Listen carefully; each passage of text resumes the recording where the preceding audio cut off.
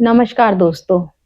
दोस्तों, आज मैं आपको ऐसे योगी के बारे में बताने जा रही हूँ, जो कि एक छोटे से बच्चे थे और छोटे से बच्चे की आयु में रहते हुए ही उन्होंने बहुत बड़ी-बड़ी उपलब्धियाँ हासिल की। जैसे एक छोटा-सा बच्चा होता है, उसे अगर हम किसी चीज़ के लिए मना करते हैं और वो बच्चा बार-बार उस चीज़ को जानने का इच्छुक होता है और वो जान कर ही लेता है और तब तक जानता है जब तक उसे वो जान ना ले। ठीक ऐसे ही योगी हमारे क्या नाम है परमहंस योगानंद जी रहे हैं। उनका जन्म दोस्तों उनका जन्म हुआ है 5 जनवरी 1893। इनका जन्म इस सदी में हुआ था और उनका जो डेथ हुई थी 7 मार्च 1952। तो दोस्तों ये परमहंस योगानंद जी। इन्होंने ही बचपन में ही बहुत बड़ी-बड़ी उपलब्धियां हासिल की थी। जब ये ध्यान साधना करते थे, तो इन्हें एहसास नहीं था कि मेरे पास में शक्तियां आ रही हैं। क्योंकि शक्तियाँ आना तो तय है, अगर इंसान अपने आप को बहुत शांत कर लेता है। इन्होंने भी बहुत अपने आप को शांत कर लिया था और जब इनको ये एहसास हुआ था कि मेरे अंदर वो सारी की सारी शक्तियाँ आती जा रही हैं, ये अपने ऊपर ही एक्सपेरिमेंट करते थे। इनकी बहन थी, इन्होंने अपनी बहन से कहा कि दीदी, मेरे को कल यहाँ पर फोड़ा होने वाला है, ऐसा बोला। तो ये बहन ने ये बोला कि तू पागल तो नहीं हो गया? तू पागल तो नहीं हो गया ऐसे बोल रहा है? कि नहीं, कल मेरे को यहाँ पर फोड़ा होगा। और वाकई में इनको यहाँ पर वो फोड़ा हुआ, क्योंकि मुंह से निकला हुआ हर एक शब्द वो सच होने लगता है। और जब ये थे तो ये बहुत छोटे थे उस टाइम। ये मान लो कि इतने जैसे 10-12 साल, 13 साल। अब इतना बच्चा तो खेल ही लेगा ना उस ऊर्जा को खेल के रूप में। तो इन्होंने उस ऊर्जा को एक खेल के रूप में देखा था। तो इनके जो पिताश्री थे, इनको समझाते थे, ये ठीक नहीं है।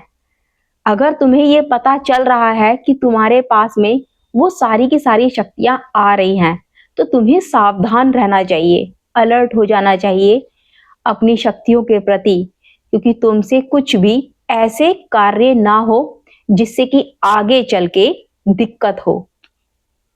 तो इस तरीके से इन्होंने ये उपलब्धियां हासिल की, योगानंद परमहंस जी। ये भी एक नॉर्मल ही इंसान थे, लेकिन इन्होंने मेडिटेशन कर करके, अभ्यास कर करके अपने अंदर की ऊर्जा को एकत्रित किया, यानी कि इकट्ठा किया। जागृत अवस्था में आए ये, एकाग्रता, होशपूर्ण रहना इन्होंने शुरू किया।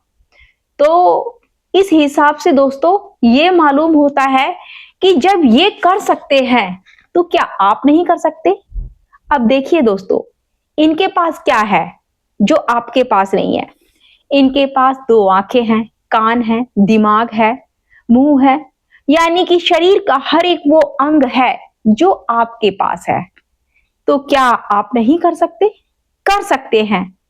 अब देखो दोस्तों, ऐसे ही इंसान इस पृथ्वी पर मतलब शिक्षा छोड़कर गए हैं।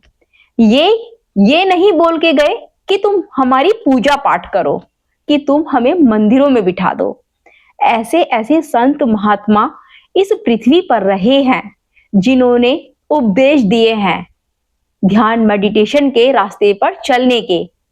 मैंने आपको इनका एग्जाम्पल इसलिए दिया दोस्तों, लोग गुरुओं की मतलब क्या नाम है, गुरुओं की भटकते रहते हैं उनको देखने के लिए, गुरुओं के चक्कर में, कि कोई गुरु हमें मिले और हमें कोई पका के दे दे तो हम खा लें उसको।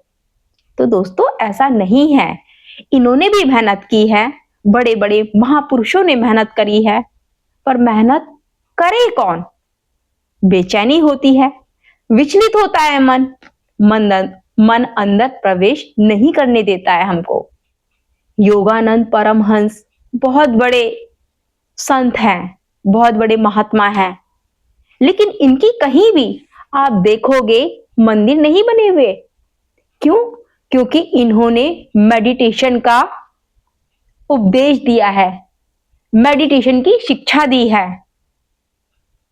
लेकिन ऐसे ऐसे महात्मा जो कि महात्मा का वेशभूषा धारण करके बैठे हैं, एक संत के वेश में बैठे हुए हैं और प्रचार कर रहे हैं जिसके नाम है, वो तो ऐसे मानो जैसे कि कोई समुद्र है भरा हुआ और उसका पानी खारा है, किसी काम का नहीं, किसी काम का नहीं। ना उससे आप अपनी प्यास बुझा सकते हो, ना उसे पी सकते हो। प्यास किससे बुझेगी? एक कुएं के पानी से भी प्यास बुझ जाएगी। तो ऐसे समुद्र के पीछे क्या पड़ना जो कि प्यास ही ना बुझा सके। नामी बाबाओं के चक्कर में ना पड़ो दोस्तों। अपने अंदर ऐसे लोगों से आपको शिक्षा लेनी चाहिए जो कि संदेश छोड़ के गए हैं हमारे लिए।